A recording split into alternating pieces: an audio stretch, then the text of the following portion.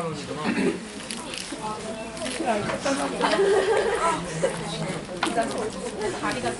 진화론이 내일이니? 자, 다 자리에 앉았나요? 자, 인사하겠습니다. 안녕하세요. 네, 저는 남원 소문교회 서인석 형제라고 합니다. 이렇게 바쁜 와중에도 이렇게 먼 곳에서 창조가스쿨을 참석한 우리 학생 여러분들을 환영하고, 우리 학생 여러분들과 함께 이렇게 진화론에 대해서 알 수 있는 시간을 갖게 된 것에 대해서 아주 기쁘게 생각합니다. 강의 두 번째 시간인데요. 제가 맡은 주제는 진화론의 실체와 허구, 빅뱅에서 사람까지 진화했다고 얘기하고 있는데, 이 진화론의 불편한 진실에 대해서 우리 학생들과 이 시간에 살펴보기를 원합니다. 여러분은 누구입니까? 왜 이 지구상에 살고 있습니까? 우리 생일 축하 때 왜 태어났니? 이렇게 왜 태어났니? 이렇게 하잖아요. 왜 태어나셨어요? 네. 여러분은 어떤 인생의 목적을 가지고 살아가고 있습니까? 그리고 여러분이 만약 죽게 된다면 여러분에게 어떤 일이 일어나게 될까요? 이 질문들은 정말 중요한 문제들이고, 여기에 대한 답변을 여러분이 가지고 있어야 된다고 믿습니다. 아직까지 이런 답변을 갖지 못한 분이 계신다면 이 시간을 통해서, 또 창조가 스쿨을 통해서 답을 찾게 되기를 바랍니다. 이 질문들에 대해서 왜 인생은 존재하는가? 무엇을 위해서 살아가는가? 사람이 죽으면 어떤 일이 일어나게 되는가에 대한 답을 두 가지 세계관을 통해서 얻을 수 있을 것입니다. 우리가 학교에서 배우는, 또 세상에서 말하고 있는 진화론에서는 빅뱅에 의해서 우주가 저절로 생겨났고, 지구가 저절로 만들어졌고, 동물들, 식물들이 저절로 만들어졌고, 인간도 마지막으로 진화한 존재이다. 그렇기 때문에 목적도 없이 아무 이유도 없이 그냥 살다가 죽으면 끝나는 것이 인생이다 라고 말할 것입니다. 하지만 또 다른 설명이 있죠. 그것은 하나님 말씀을 통해서 사람은 그냥 저절로 생겨난 것이 아니라 하나님께서 하나님의 그 영광을 위해서 특별히 창조되었고, 그러하기 때문에 사람은 하나님의 영광을 위해서, 하나님을 기쁘시기 위해서 하는 특별한 존재라는 생각을 존재라고 성경은 얘기하고 있는 것이죠. 자, 진화와 창조 두 개가 다 똑같이 맞을 수는 없는 것이죠. 이 사이에서 큰 갈등이 일어나게 되고, 여러분이 학교를 다니면서 또 TV를 보면서 만화책을 보면서 계속해서 진화에 대해서 듣게 될 때, 또 교회 와서는 성경책을 통해서 하나님의 창조에 대해서 얘기를 들을 때 큰 갈등을 갖게 되는 것이죠. 하나님께서는 성경 말씀을 통해서 지금으로부터 약 6,000년 전에 하나님의 특별한 능력을 가지고 창조의 그 6일 기간 동안 이 우주 만물을 다 창조하셨다고 말씀하고 있습니다. 첫날에 지구를 만드셨고, 넷째 날에 해와 달과 별을, 창조의 마지막 여섯째 날에 인간을 만드셨다. 태초에 하나님이 천지를 창조하셨다고 하나님 말씀 통해서 우리에게 말씀해 주고 있습니다. 반면에 진화론에서는 어떻게 얘기하고 있습니까? 이유 없이 우연히 점차적으로 진화했기 때문에 아주 오랜 시간을 거쳐서 진화가 일어났다고 얘기를 하고 있습니다. 그래서 이 우주의 시작이라 할 수 있는 빅뱅이라는 사건이 지금으로부터 약 137억 년 전에 발생해서 쭉 시간이 흘러서 약 40억 년 전에 이 지구가 만들어졌고, 또 시간이 흘러서 약 30억 년 전에 최초의 생명체가 만들어졌고, 쭉 물고기, 파충류, 이렇게 포유류, 그러다가 이제 약 500만 년 전에 인간이 지구상에 존재하게 됐다. 이런 오랜 시간을 거쳐서 진화가 되어져서 지구상에 생명체가 존재하는 것이라고 진화론에서는 이야기하고 있습니다. 특별한 하나님 없이 저절로 우연히 생명체가 존재하고 있다고 얘기하고 있는 것이죠. 여러분은 지금까지 살아오면서 이 진화에 대해서 어떻게 생각해 오면서 살아왔습니까? 어린아이들이 보는 그런 공룡 이야기책이라든가, 또 이런 포켓몬 만화라든가, 그런 많은 그런 것들을 통해서 진화에 대해서 얘기하는 것을 보게 됩니다. 또 어린이 돼서도 여기 나오는 혹성탈출 같은, 또 엑스맨, 이런 영화들, 다양한 매체들을 통해서 진화가 일어나는 것은 기정사실이고, 진화를 통해서 모든 것들을 설명하는 것들을 보게 됩니다. 이런 것들을 보면서 나는 진화된 존재인가 보다. 이 모든 것들은 저절로 진화된 거야 라고 생각할 수밖에 없는 우리 세상에 우리 학생들이 살고 있는 것이죠. 그뿐 아니라 우리 학교를 가서 과학 교과서를 보게 되면, 그 과학 교과서도 우주의 진화, 또 생명의 진화, 이것을 체계적으로 학생들에게 과학적인 사실로 학생들에게 가르치고 있는 것이죠. 자, 빅뱅으로부터 시작이 되어져 가지고 쭉 우측 지구가 생겨나고 지구에 생명체가 생겨나고 그래서 마지막에 너희들이 된 거야 라고 학교 선생님이 과학책을 통해서 여러분들에게 설명하게 됩니다. 그러면서 이런 교육을 받게 되면 당연히 우리 학교 선생님도 얘기하고 또 여러 TV에서도 얘기하고 있고 과학자들이 얘기하고 있고 나는 그냥 진화된 존재구나 라고 생각할 수밖에 없는 것이죠. 이런 우주와 또 생명의 기원에 대해서 생각하는 큰 오해들이 있습니다. 바로 이 진화를 얘기하는 것들은 과학책에서 얘기하고 있고 과학자들이 얘기하고 있기 때문에 이 진화라는 것은 여러 가지 과학적인 증거들을 바탕으로 내려진 정말 사실이구나 라고 많은 사람들이 생각하고 있습니다. 반면에 성경에서 얘기하고는 하나님의 창조는 그 성경처에서 얘기하는 것이기 때문에 기독교인들이 말하는 것이기 때문에 이것은 신앙의 문제고 믿음의 문제고 과학적인 증거가 전혀 없는 비과학적인 것이고 비합리적인 거야 라고 생각할 수가 있습니다. 과학적인 수많은 증거들은 진화론이 사실이라는 것을 증명하고 있지 않아? 라고 생각할 수가 있다고 하는 것입니다. 정말 이것은 진실일까요? 허구일까요? 여러분, 진화론이 정말 맞다고 한다면 이 지구상에 있는 모든 생명체, 나를 포함해서 모든 생명체는 저 하나님 없이 저절로 생겨난 것이죠. 인간은 그냥 가장 진화된 포유동물의 한 종류에 불과할 것입니다. 우리가 기르는 개나 고양이나 다를 것 없이 나도 똑같은 동물의 하나일 뿐인 것이죠. 하나님은 존재할 필요가 없고 또 인간에게 영혼도 존재하지 않고 죽어서 그냥 사라지는 것이 사람이라고 밖에 생각할 수 없을 것입니다. 정말 진화론이 맞다면 하나님은 계시지 않는 것이고 또 하나님이 계시다고 말하는 성경책은 거짓말을 하는 책이 될 것입니다. 그래서 이 시간에는 정말 우리가 믿고 있는 하나님과 성경책에서 말하는 창조가 정말 사실인지 그 진화론이 정말 사실인지를 이 시간 여러분들과 함께 살펴보기를 원합니다. 그래서 진화론이 사실이라고 얘기하는 대표적인 여러 가지 증거들을 여러분들과 함께 살펴보면서 이것의 진실을 여러분과 함께 알고자 합니다. 첫 번째, 이 우주의 각 시작을 설명하는 이론이 빅뱅 이론입니다. 여러분 빅뱅 많이 들어봤죠? 네. 가수 빅뱅만 아는 건 아니죠? 빅뱅 이론. 네. 그래서 우주가 이 빅뱅이라는 사건을 통해서 우주가 시작되었다라고 우리가 교과서에서 배우고 있을 것입니다. 빅뱅 이론이 어떻게 만들어졌냐 봤더니 여기에 이 멋지게 생긴 할아버지가 이 허블이라는 과학자입니다. 당시에 최고로 큰 윌슨산 천문대에서 별들을 관찰했는데 별이라고 생각했던 것들을 자세히 봤더니 그것이 은하들이었다. 그리고 은하들을 봤더니 지구로부터 막 멀어지고 있다. 그리고 은하가 지구로부터 멀리 떨어져 있을수록 더 빠른 속도로 지구로 멀어지고 있다라는 사실을 이 사람이 관찰을 하였습니다. 그리고 그것은 은하의 흡투 속도는 그 거리와 비례한다. 그리고 우주는 팽창하고 있다는 그 유명한 헐블 법칙을 발표하게 됩니다. 그래서 여러분 우주의 나이는 몇 억 년 이렇게 과학자들이 얘기하는 거 보죠? 우주의 나이를 계산하는 그 공식이 바로 허블 법칙에 나오는 허블 산수의 역수를 구하는 것으로 우주의 나이를 구하고 있습니다. 그래서 굉장히 중요한 의미 있는 발표가 되겠는데요. 어쨌든 허블이 많은 경우로 우주의 은하들을 봤더니 은하들이 지구로부터 막 멀어지고 있다는 사실을 멀어지고 있다고 생각을 했습니다. 그러면서 우주는 지금 계속 팽창하고 있다라고 이야기를 하였습니다. 자, 그러면 우주가 지금 계속 팽창하고 있다고 한다면 시간을 거꾸로 돌리면 어떤 일이 일어나게 될까요?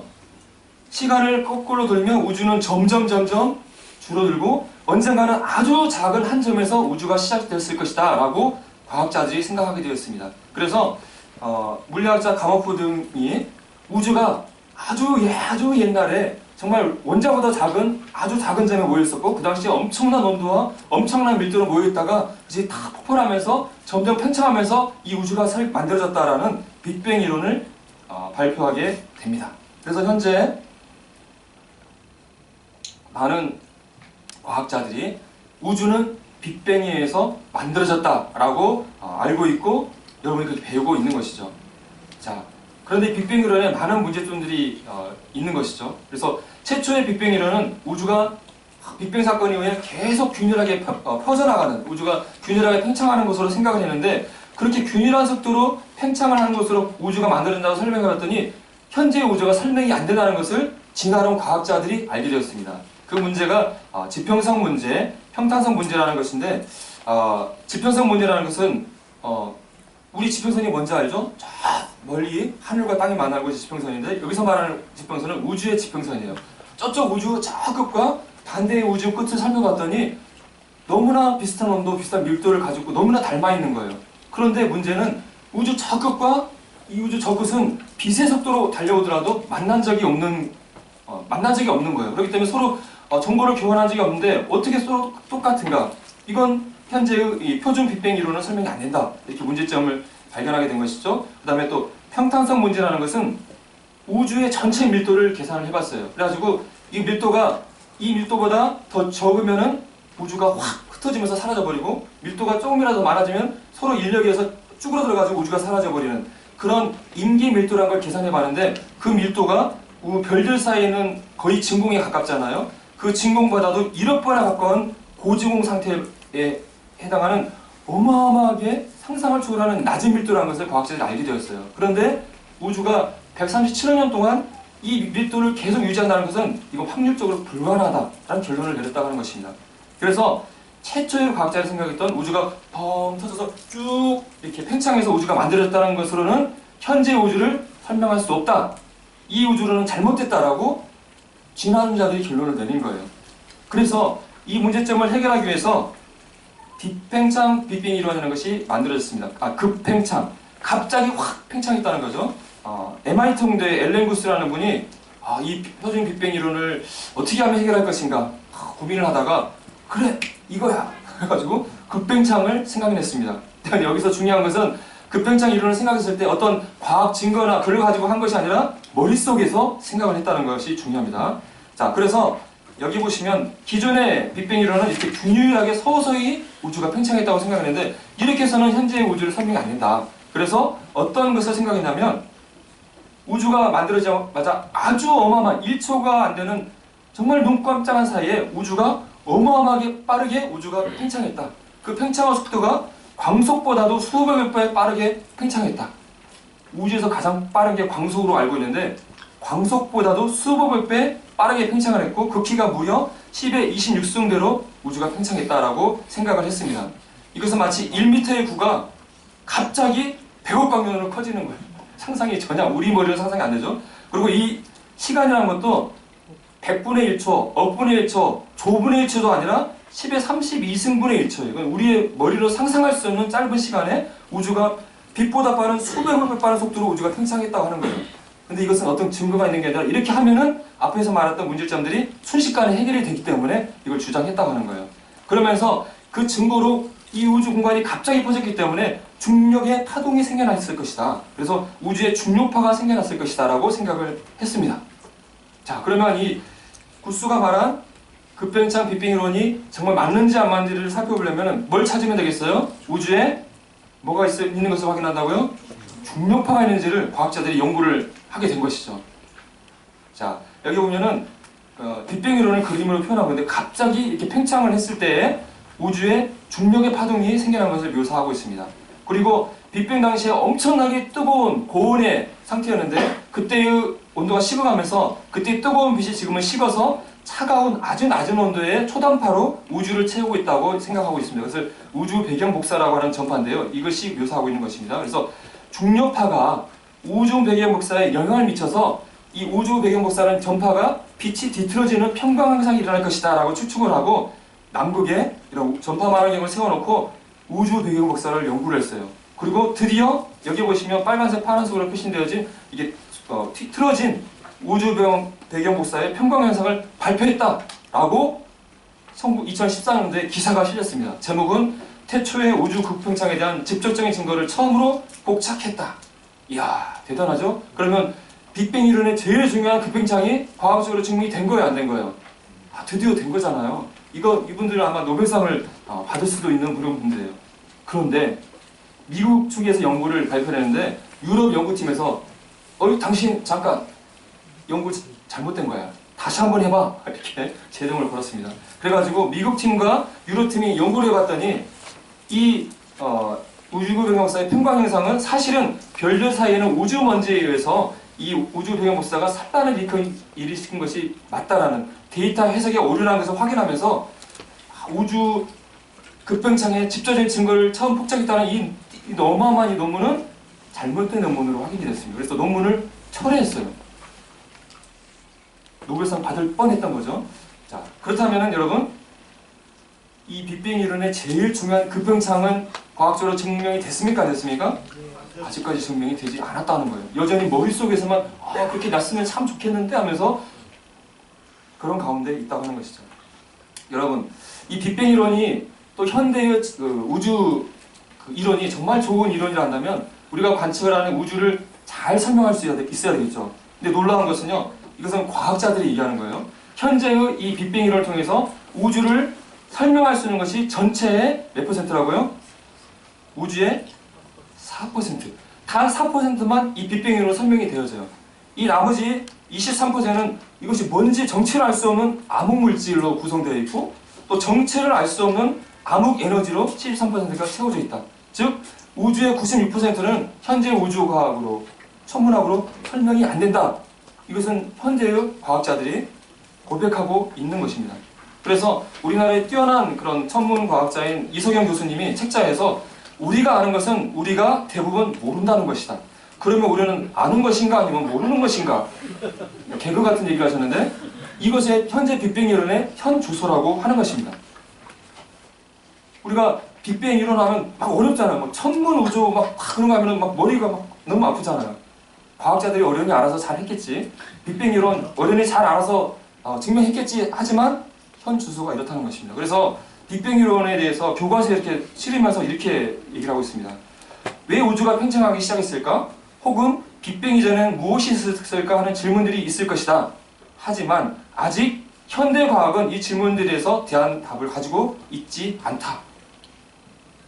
빅뱅 이전에는 무엇이 있었어요?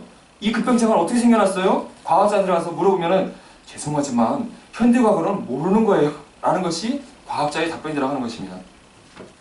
여러분, 빅뱅 이론 하면은 모든 과학자들이 받아들이는 정말 과학적인 것이라고 받아들인 것이라고 생각할 수 있을 것입니다. 하지만 과학자들 가운데서도 바로 앞에서 여러분에게 말씀드려드린 이런 문제들, 즉 우리가 전혀 관측한 적이 없는 급뱅창, 암흑물질, 암흑에너지 이런 것들에 의해서 빅뱅 이론이 만들어졌기 때문에 빅뱅 이론은 잘못된 이론, 믿을 수 없는 심각한 의심을 불쾌하는 이론이라는 빅뱅 이론에 반대하는 공개 서한을 2004년도에 뉴 사이언스 잡지에 실었고 그 후에 약 500명 되는 과학자들이 자신의 이름을 걸고 반대 설명을 하고 있다고 하는 사실입니다. 짧게나마 지금 빅뱅 이론이 과학적으로 증명되는가에 대해서 여러분에게 설명을 해드렸습니다. 결론은 어떻습니까? 빅뱅 이론은 과학적으로 아직 증명되지 않은 가설에 불과하다는 사실을 여러분에게 설명드렸습니다. 자, 그 다음 단계는 어쨌든 빅뱅이 일어나서 현재의 지구가 만들어졌다고 가정해보죠. 그럼 원시 지구는 초기에 아주 마그마 덩어리, 아주 뜨거운 혹독한 환경이었다고 생각하고 있습니다. 거기는 생명체가 전혀 없었죠.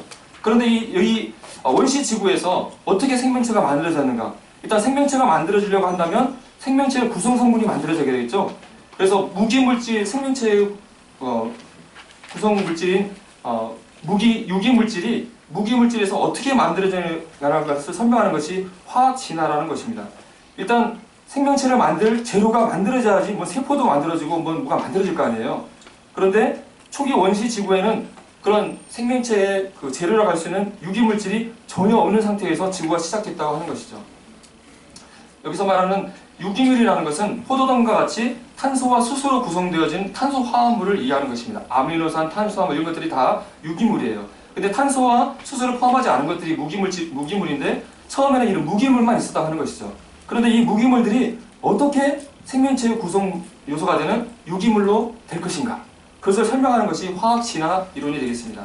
자, 이 그림이 원시 지구의 상태를 보여주고 있는 거예요. 지구가 마그마 덩어리인 지구가 이게 식어서 지각이 만들어지고 많은 수증기에 의해서 이런 비가 내리고 막 번개가 치고 또 이런 화산 폭발이 일어나고 있고 또 공기 중에는 여기 암모니아, 메탄을 표시하고 있는데 이런 것들이 이 당시의 상황에 의해서 이런 것들에 의해서 여기 나온 무기물질이 만들어질 것이다 라는 이론들을 과학자들이 만들었다고 하는 것이죠. 그래서 초기에 러시아 과학자 오파린, 또 영국의 과학자 홀데인 이런 사람들이 원시 대기에 있는 무기물질들에 의해서 그 환경에서 유기물이 이렇게 만들었을까라는 이론을 제시를 했었고 그것을 실험적으로 입증한 사람이 시카고 대학의 대학원생이었던 밀러와 그의 지도에 있었던 유리입니다.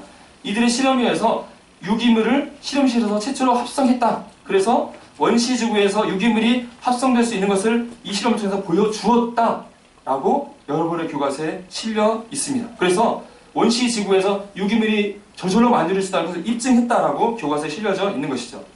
그 실험을 보게 되면 이런 끓는 물을 만들어가지고 수증기를 만들어내고요. 그 다음에 진공 펌프로 공기를 뽑아냈습니다. 자, 공기를 뽑아내게 되면 공기 중에 있는 뭐가 빠져나가게 될까요? 공기 중에 제일 중요한 산소가 빠져나가게 되는 것이죠. 그 당시에 원시지구에 산소가 없다고 가정을 했어요.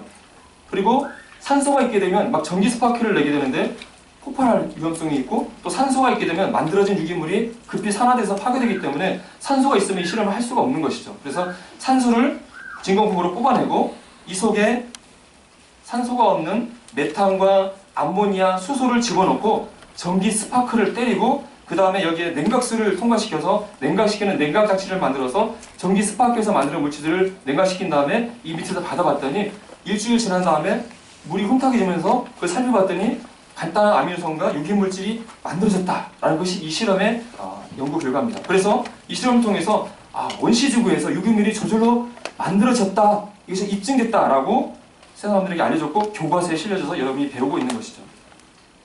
자, 이 밀러 실험의 문제점을 여러분에게 말씀드리겠습니다. 이 실험이 정말 좋은 실험이라 한다면 초기에 가정이 맞아야 되죠. 원시대기에 메탄과 암모니아, 수소 그리고 산소는 없었다고 가정을 했었어요. 이 당시에는 많은 과학자들이 원시대기가 이런 식으로 구성됐다고 생각을 했다고 합니다. 우주에 있는 가스 구름들이 이런 걸로 구성됐기 때문에 원시지구에 이런 것들이 됐을 것이다 생각을 했었다고 해요. 그런데 과학자들이 연구를 해보니까 이것들은 순식간에 사라져버리고 화산 활동에 의해서 만들어진 질소와 이산화탄소가 원시대기를 채웠다라는 것이 과학자들에게 확인이 되어졌고 더 놀라운 것은 원시대기에 산소가 풍부했다는 것이 확인이 되었습니다. 수증기가 태양에서 내려오는 자외선에서 광분해가 일어나게 되면서 산소와 수소로 분해돼가지고 수소는 우주로 사라지고 산소가 남아서 원시지구에는 산소가 풍부했다는 것을 알게 되었다고 하는 것입니다. 그래서 질소와 이산화탄소로 실험을 해봤더니 더 이상 아미노산이 만들어지지 않았고요. 또 산소가 존재하는 환경에서는 이미 말씀드린 이유들로 인해서 이런 반응 자체가 불가능하다고 하는 것입니다. 그리고 또 중요한 것은 단백질의 구성 단위가 아미노산이잖아요. 근데 아미노산은 특이하게 L형과 D형으로 구성되어 있습니다. 여기 보면은 아미노산을 보여주고 있는데 똑같은 분자식을 가지고 있지만 왼손과 오른손처럼 마치 거울을 보고 마주보는 것처럼 대칭의 구조를 가지는 L과 D형, 왼손, 오른손 그런 것 같이 L형, D형이 존재하는데 특이한 것은 지구상의 생명체는 오직 L형, 자회전성 아미노산으로만 구성이 되어 있다고 하는 것입니다. D형과 같이 혼합된 상태에서는 정상적인 단백질이 만들어지지 않는다는 거예요. 그래서 설령 원시 대기 조건이 맞았다 할지라도 여기에 만들어진 아미노산에 의해서는 단백질이 만들어지지 않는다는 거예요.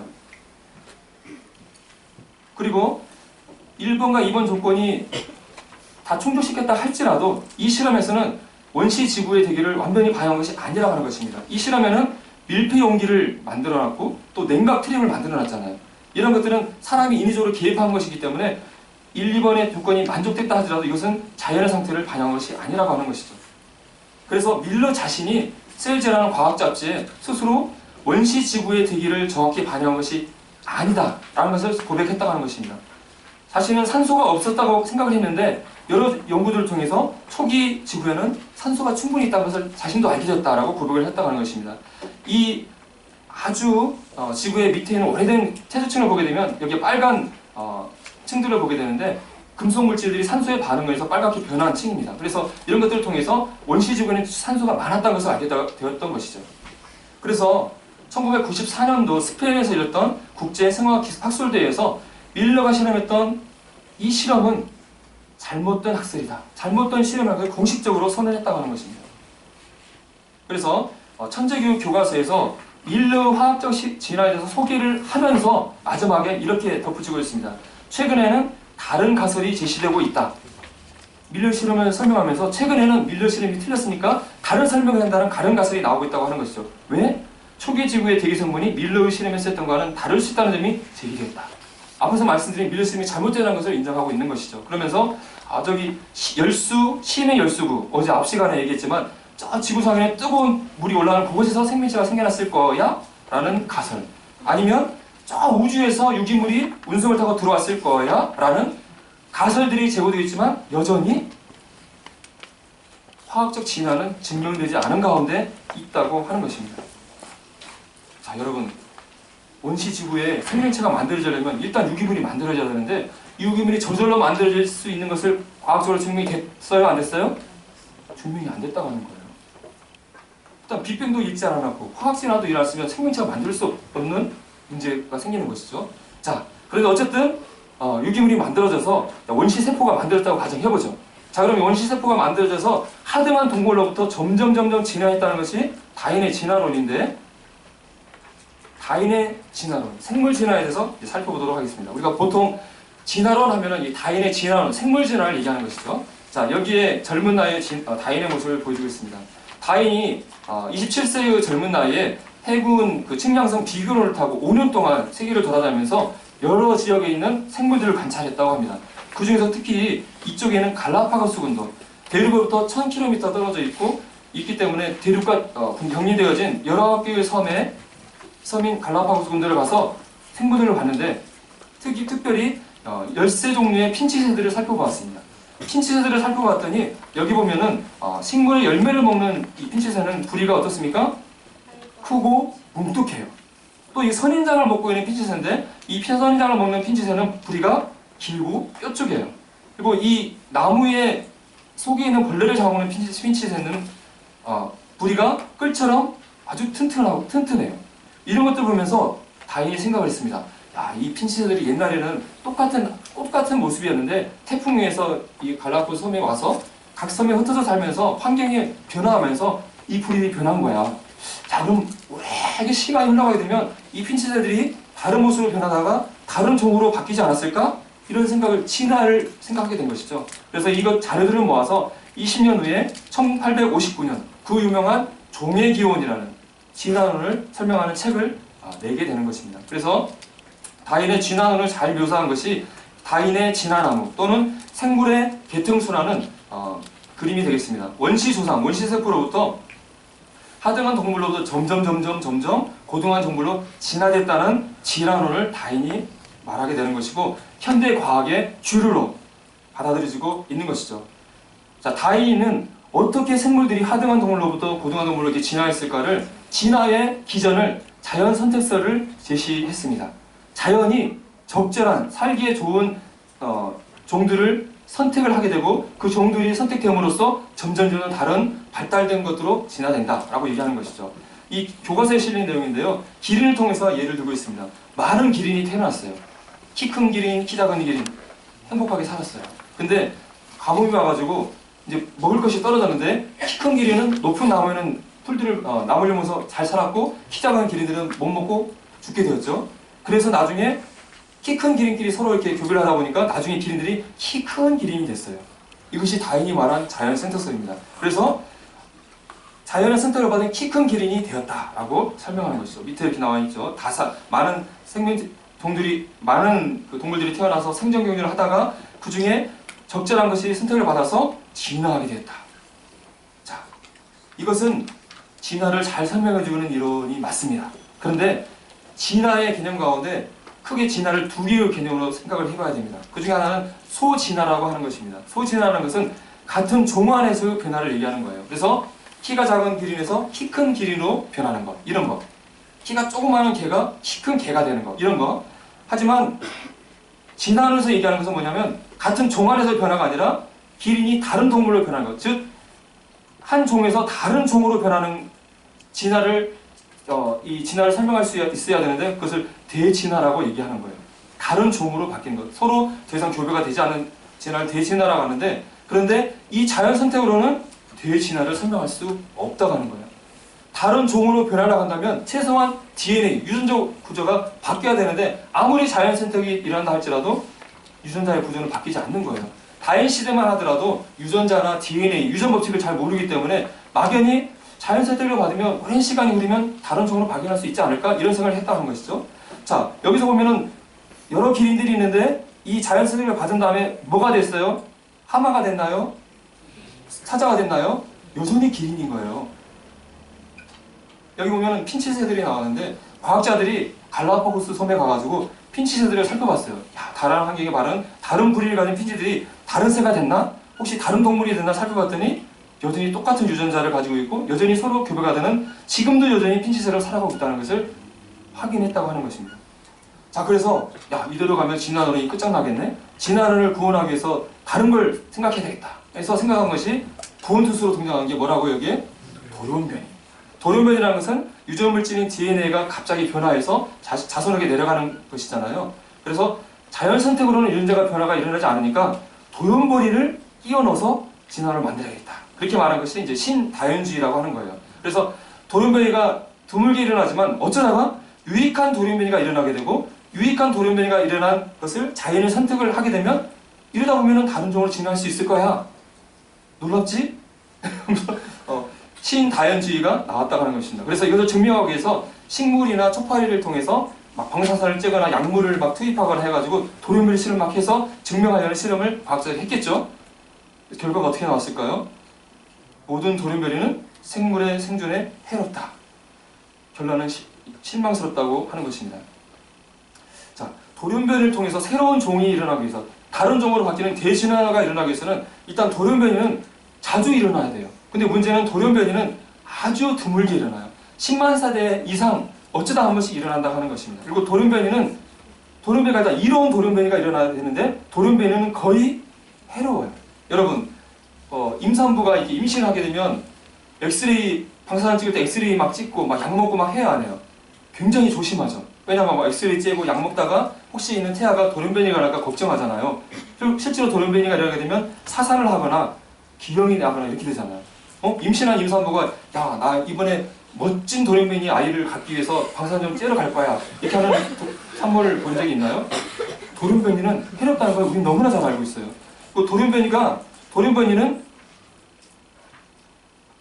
새로운 종이 만들어지기 위해서는 돌연변이가 어떠한 특별한 목적을 가지고 방향성을 가지고 나타나대요. 만약 도마뱀이 나르는 새가 되려면 도마뱀의 앞다리가 날개로 변하고 깃털이 만들어지고 부리가 만들어지고 수많은 것들이 돌연변이가 착착착착 방향을 맞춰서 가야 되는데 돌연변이는 무작위적으로 일어나기 때문에 돌연변이를 통해서 새로운 종이 만들어지는 것은 불가능하다고 하는 것이죠. 그래서 헉슬리라는 런던 대학 교수 진화론자가 자연적인 조건에서 진화론의 돌연변이 이용에 관하여 확실한 증거는 아직 주어지지 않았다. 돌연변이를 통해서 진화가 일어났다는 증거는 아직까지 없다. 진화론자가 고백하고 있다고 하는 것입니다.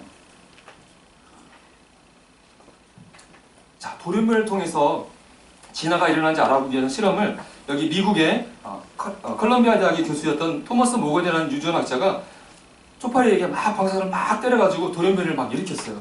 초파리는 1세대가 10일밖에 안 되기 때문에 1년이면 벌써 다른 동물의 수백만 년 효과를 낼 수 있는 그런 돌연변이 연구에 아주 좋은 동물이라고 합니다. 엑스레이를 막 쬐더니 많은 돌연변이가 만들어졌습니다. 그랬더니 이 초파리가 막 개구리가 되고 막 다른 일들이 일어났을까요?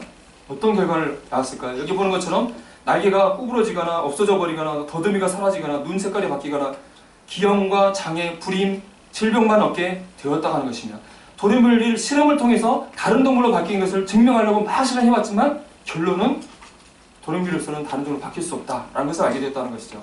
카울루이라는 파리 대학 교수님께서 초파리에서 제공된 400개의 돌연변이 중에서 새로운 종이라 할 만한 것들은 어떤 것도 없었다. 진화의 중요한 문제는 돌연변이에 의해서 해결될 것으로 보이지 않는다라고 결론을 내리고 있다는 것입니다.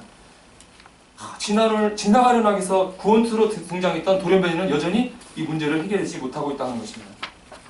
자, 그렇다고 한다면 여러분이 교과서를 통해서 진화의 증거라고 배우는 많은 것들은 정말 어떻게 해서 증거로 사용되고 있는 것인지 살펴보기를 원합니다. 첫 번째 대표적인 증거는 해켈의 대발생도라고 하는 것입니다. 자, 여러분 교과서에서 이런 그림 본 적이 있어요, 없어요? 네. 1848년에 독일의 발생학자였던 해켈이 이런 그림을 발표했어요. 발생학자라는 것은 뱃속에 배아가 어떻게 점점 발생하는지를 연구하는 학문인데 여기 보면은 얘네들이 여러 동물들인데 모양이 닮았어요? 다르게 생겼어요? 너무 비슷하게 생겼죠? 자, 봐봐. 배아의 초기 모습을 보면 너무 똑같이 생겼잖아? 이것들이 점점 시간이 지나면서 자기 모습으로 바뀌잖아. 이걸 보게 되면 이 동물들은 공통주상에서 진화했고 처음에는 동통주상이 똑같은 모습을 갖고 있다가 시간이 흐르면서 점점 다른 모습으로 바뀌는 거야. 이것은 바로 진화의 강력한 증거야 라고 해켈이 얘기했다고 하는 것입니다. 그래서 이 해켈의 배의 발성도는 뱃속에 있는 태아가 사람의 모습을 갖추기 전에는 진화하기 전에 동물과 같기 때문에 낙태를 해도 괜찮다는 그런 증거로 이용되어졌다고 합니다. 자, 그런데 이 그림은 조작된 거짓이라고 하는 것입니다. 이것을 1997년 영국의 그 발생학자였던 리차드슨이 사이언스지에 이 사실을 발표하였다는 것입니다. 해켈의 배는 사기다. 자, 여기를 보시게 되면 배아의 초기 모습, 중기, 말기의 모습입니다. 여기서 어떤 모습이 제일 비슷하게 생겼어요? 중기의 모습이 제일 비슷하죠? 해켈이 사용한 그 배아의 발생되는 모습에서 실제로 사용한 것은 초기가 아니라 중기의 모습을 사용했다고 하는 것입니다. 실제 초기 모습은 너무나 다르다는 거예요. 근데 이 사실을 싹 감추고 중기의 모습을 초기라고 거짓말을 했고, 더군다나 이 중기의 모습도 잘라내고 여기 붙이고 크기를 조작하면서 그나마 중기의 모습도 똑같이 보이기 위해서 조작을 했다고 하는 것입니다. 그래서 해켈의 그림은 생물학에서 유래를 찾아볼 수 없는 악명 높은 조작이다라고 리처슨이 발표를 했다고 하는 것입니다. 더 기가 막힌 사실은 해켈 스스로가 사실 나 조작했어. 나만 그런 거 아니야. 다른 애들도 다 그래. 라고 고백을 했다는 거예요. 기가 막힐 노릇이죠. 그래서 유명한 과학자인 스티븐 제이브 굴드도 이 잘못된 그림이 교과서에 사용된 것은 정말 부끄러운 일이다라고 얘기를 했다고 하는 것입니다. 또 여러분, 진화의 강력한 증거로 여러분 교과서에서 보는 것은 진화의 증거인 중간화석에 관련된 것입니다. 다윈이 종의기원을 발표하면서 이 동물들이 진화를 했다면 수많은 그 중간 단계 화석들이 있어야 될 텐데 왜 없을까? 앞으로 나의 진화론은 반대에 붙을지 몰라. 하지만 나중에 화석이 많이 나오면 중간 단계 화석이 많이 나올 거야 라고 생각을 했다고 합니다. 하지만 많은 화석이 발굴되었지만 여전히 중간 단계 화석은 없다고 하는 것입니다. 자, 그럼 여러분, 중간 단계 화석이 없다고 얘기했을 때 선생님 거짓말, 중간 단계 화석 나 교과서에서 봤는데? 라고 말할지 모르겠습니다. 여러분, 중간 단계 화석이 뭐죠? 시조새 화석. 교과서에 딱 실려 있잖아요. 자, 시조새는 파충류와 조류의 특징을 가지고 있기 때문에 파충류가 조류로 진화했음을 알 수 있는 증거다라고 교과서에 실려져 있어요. 그래서 시조새를 보게 되면 조류의 특징인 깃털과 날개와 부리를 가지고 있고 파충류의 특징인 이빨과 날개와 발톱과 긴 허리뼈를 가지고 있다. 자, 조류의 특징과 파충류의 특징을 가지고 있잖아. 그렇기 때문에 시조새는 파충류와 조류의 중간 단계야 라고 교과서에 실려 있고, 이와 같이 파충류 비스무리하고 새 비슷한 그림을 상상해 그리면서 잘 알지 못하는 파충류와 조류의 중간 단계의 모습으로 시조새를 설명하고 있습니다. 교과서에 이렇게 실려져 있는 것이죠. 자, 근데 이 시조새의 진실은 무엇일까요? 이 시조새가 새인지 아닌지를 알아보는 가장 결정적인 단서는 바로 깃털에 관련된 것입니다. 여기 보시면 잘 알 수 있는 새의 깃털의 모습입니다. 이 잘 알 수 있는 새의 깃털의 특징은 비대칭적이라고 하는 것입니다. 이쪽은 짧고 이쪽은 길잖아요. 알지 못하는 새는 양쪽이 대칭적인 특징을 가지고 있다고 하는 것입니다. 자, 그럼 시조새의 깃털은 어떠했을까요? 깃털을 봤더니 좌우가 비대칭인 잘 나는 새의 깃털을 가지고 있었다고 하는 것입니다. 그래서 진화론자이면서 새 전문가인 조류학자인 스윈트는 파충류에서 조류까지 진화를 보여주는 화석은 전혀 없다. 시조새는 파충류가 아니라 뭐라고요? 완전한 날아다니는 새다. 깃털이 그것을 새로 분류하기 때문이라고 설명하고 있는 것입니다. 또 추가적인 내용은 이 시조새가 발견된 한참 이전, 5천만 년 전 이전에 이미 완전한 새의 화석이 발견되어 있었다고 하는 것입니다. 그렇기 때문에 시조새가 새의 조상인지 아닌지를 새 전문가들이 모여가지고 토의를 하는 국제 시조새 회의라는 것이 1984년도에 열렸었습니다. 그때 이 알렌 차그리가 결론을 이렇게 선언을 했습니다. 시조새는 날 수 있는 새의 일종이었으며 근대의 새의 조상과 직접적인 관련이 뭐라고요? 없다. 시조새는 새의 조상이 아니다라고 학자들이 결론을 내렸다고 하는 것이에요. 다음에 여러분이 교과서에서 보는 자료가 이 마렐 화석에 관련된 것입니다. 그것을 보게 되면 마렐 화석을 보게 되면 말의 몸집이 점점 커지고 발가락 수가 줄어들고 어금니가 풀을 씹기 좋은 넓적한 형태로 변하는 진화를 잘 보여주는 증거다. 개 크기의 말부터 점점 현대 크기로 말로 커지고 4개의 발가락, 3개의 발가락, 그다음에 2개의 발가락은 없어요. 그다음에 1개의 발가락, 어금니가 점점 커지는. 봐봐, 말이 쫙 멋있게 진화했잖아. 끝내주지? 말 진화했잖아. 말 진화의 강력한 증거야. 믿어. 이렇게 얘기하는 거죠. 자, 그런데 여기 보시면 여기 말이 있는데 얘는 개예요? 뭐예요? 뭘까요? 얘도 말이에요. 아르헨티나의 팔라빌라라는 50cm에 불과한 개 크기의 말이에요.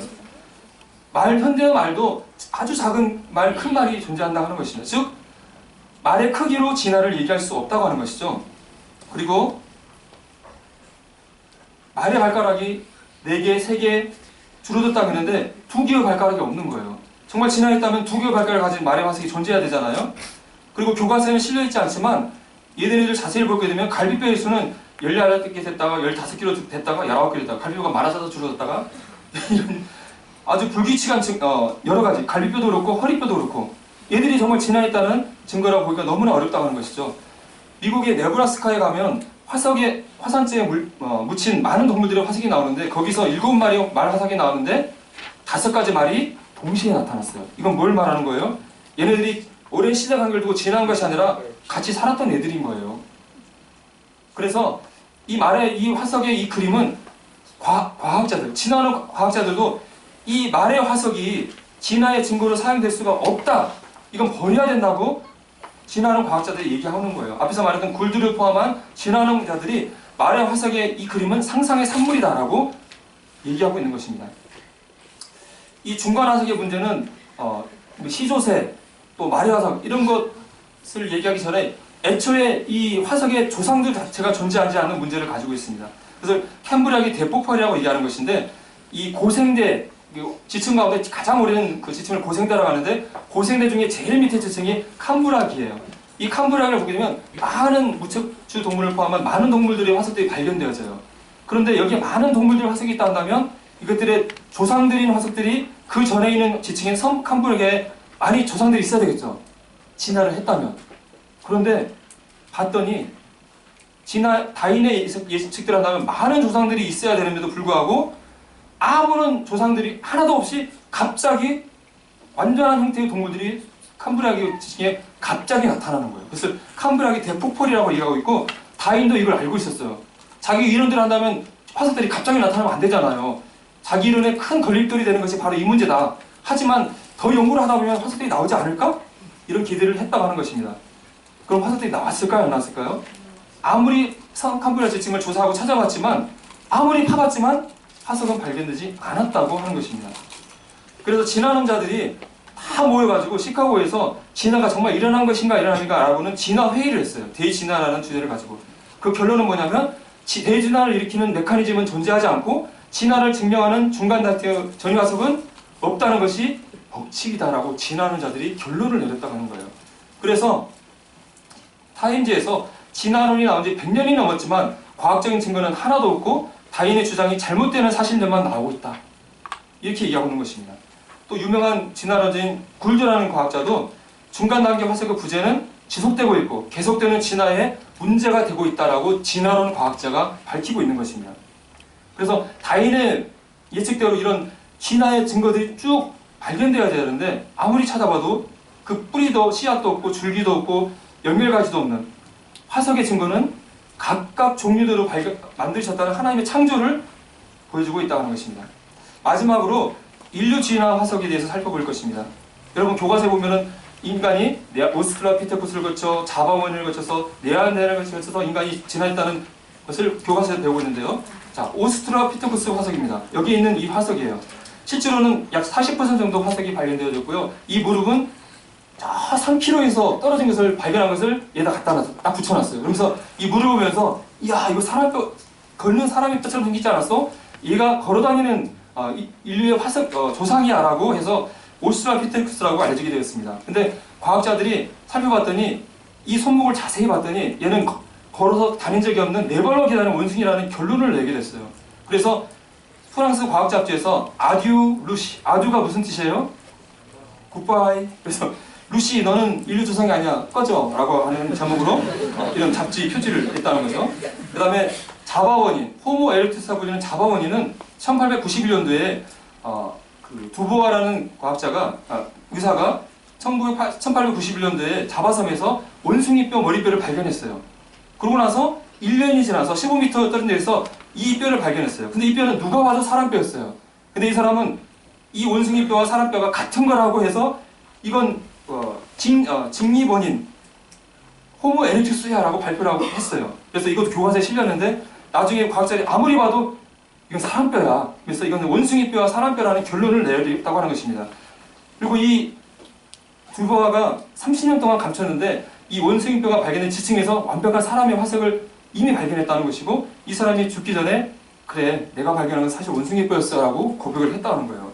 이 사람은 누구의 제자라고요? 거짓말쟁이 해켈의 제자였어요. 그 다음에 네알데르탈에 대한 연구를 해봤을 때 이것은 완벽한 사람이었다는 결론을 내렸다고 합니다. 그래서 우리가 보는 이 유명한 그 인류 진화의 화석 이들도 여전히 증거가 부족하다고 하는 것입니다. 그 타임지에서 인류 조상에 대한 특집을 실으면서 현재로서는 원숭이가 진화해서 사람이 되었다는 주장은 사실적인 정보에 입각한 과학적인 주장이 아니라 한낱 무엇에 불과하다고요? 상상에 불과하다는 결론을 타임지에서 내리고 있다는 것입니다. 이와 같이 수많은 진화의 단계들, 우주진화, 화학진화, 생물진화, 인류진화 이런 것들이 근거가 없는, 근거가 부족하다는 사실을 여러분에게 말씀드렸습니다. 진화론이 정말 사실이었다면 관찰이 되어야 되잖아요. 진화하고 있는 생물체를 여러분 혹시 보신 적 있습니까? 여러분 키우는 개나 고양이가 뭔가 막 난리가 달리고 있고 걸어다니고 있고 그런 개나 고양이를 보신 적 있습니까? 여러분 친구 가운데 귀가 막 나오고 있고 막 이상하게 변하는 친구 본 적 있어요? 진화를 증명한 과거와 화석이 발견되었습니까? 또 실험적으로 진화론이 증명된 적이 있습니까? 밀러 실험이 증명되지 못했다고 했는데 이 실험을 뒷받침하는 다른 실험이 나왔습니까? 돌연변을 통해서 다른 종으로 변경시킨 실험이 증명된 적이 있습니까? 여러분 이렇게 많은 과학적인 증거가 부족하다 한다면 진화론을 믿지 않는, 진화론이 잘못됐다고 생각하는 많은 과학자들이 존재하지 않겠어요? 실제로 진화론은 과학적으로 잘못됐다, 진화론에 대해서 나는 반대한다고 많은 과학자들이 믿고 있고 자신의 이름과 자신의 직함과 자신의 학위를 내걸고 지금 현재 1000여 명의 과학자들이 진화론은 잘못됐다는 것을 자신의 이름을 걸고 서명하고 있는 사람들이 있다고 하는 것입니다. 이 시간에 여러분들에게 진화론이 과학적으로 잘못되는 사실을 여러분이 설명드렸어요. 그래서 2011년도에 교과서 진화론 개정 추진위원회라는 과학적으로 진화론의 근거가 잘못됐기 때문에 진화론의 증거로 사용되는 증거들이 교과서에서 빼두십시오 라는 청원을 했었습니다. 그래서 시조새 이거 잘못됐잖아요. 과거에서 빼주세요. 말의 화석 이거 잘못됐잖아요. 빼주세요. 이런 것들을 교과부에 과학적인 증거들, 논문들을 해서 올렸어요. 그래서 교과부에서 출판사 집필진들에게 이런 것이 왔는데 검토해 보십시오 라고 보냈습니다. 집필진들이 봤더니 진짜 그러네. 시서 이거 잘못됐네. 말화서도 잘못됐네. 그래서 과학교과서에서 7개의 교과서에서 5개에서 시조새를 빼겠다. 또 3개의 출판사에서 말에 관련된 걸 삭제하겠다. 결론을 내렸어요. 이게 합리적인 거잖아요. 그런데 나라에서 난리가 났어요. 과학자들이 이 과학계가 종교에 무릎을 꿇었다. 말도 안 된다. 막 난리가 나가지고 이 나라가 시끌벅적해졌습니다. 그러면서 절대 진화론을 교과서에 빼면 안 돼.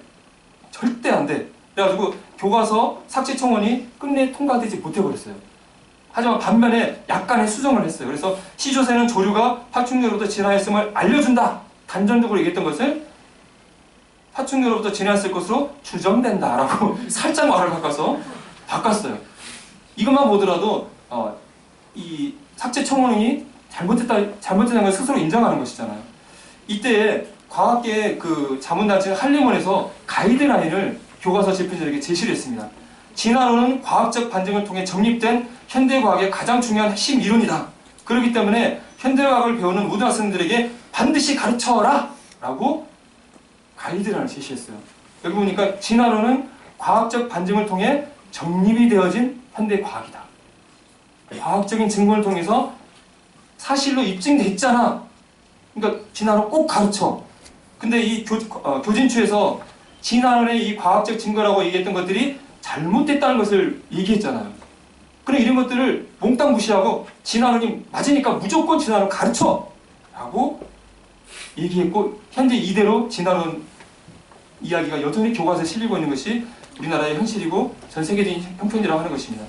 세상 사람들은 여전히 아무리 과학적인 진화론이 잘못되는 증거를 댄다 할지라도 창조? 그건 성경에서 얘기하는 거잖아. 그건 종교잖아. 그건 맹목적인 신앙이잖아. 인간 생물체는 진화밖에는 다른 설명이 없어. 라고 무조건 사람들이 여전히 생각한다고 하는 것입니다. 유명한 과학자인 DNA 구조를 발견했던 왁슨이 이런 얘기를 했다고 합니다.